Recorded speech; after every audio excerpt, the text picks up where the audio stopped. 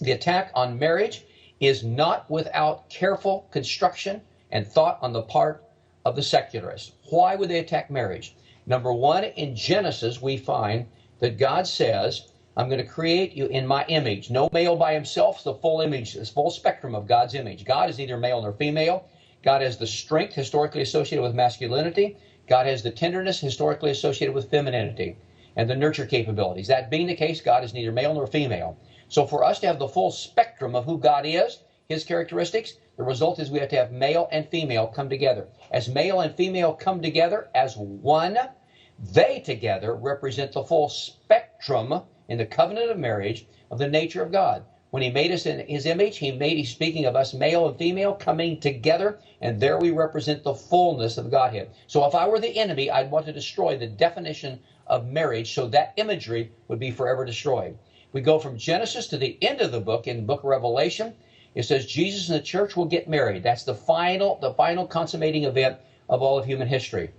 That is real marriage, by the way. You and I have never seen real marriage because that has not occurred.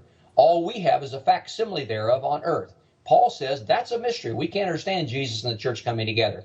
That's a mystery, he says. But to help us understand, God established on the planet Earth what we call marriage with a small m. You've never seen capital M marriage yet. That's yet to occur. Think of the best marriage you know of on earth, and God is so gracious, he says, I want you to have an hors d'oeuvres or a main, sort of an appetizer for the main course. So I'm going to establish male and female coming together on earth, and the ecstasy and joy that you experience spiritually, physically, and emotionally, that oneness, that's a depiction of what it's going to be like, because you can't grasp, because it's a mystery, what it's like when Jesus and the church come together.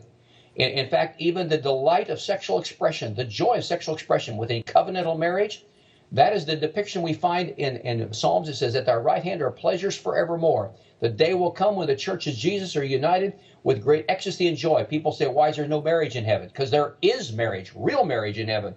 Jesus and the church can't understand it, so they gave us a picture of it on earth. People say, why is there not a sexual expression in heaven? There's the delight and joy equivalency of that as we delight in literally the presence of God. It'll be an amazing, absolutely amazing moment. That's why we use marital bed language to talk about this. We say, okay, we talk about the consummation of history, the climax of history. Those are language associated with a marital bed that is now associated with history. So if I were the Satan, if I were the devil, I'd want to destroy the imagery of male and female coming together with delight and joy and covenantal marriage on earth, so people would not grasp what it might be like at the end time, what it will be like when Jesus and the church come together.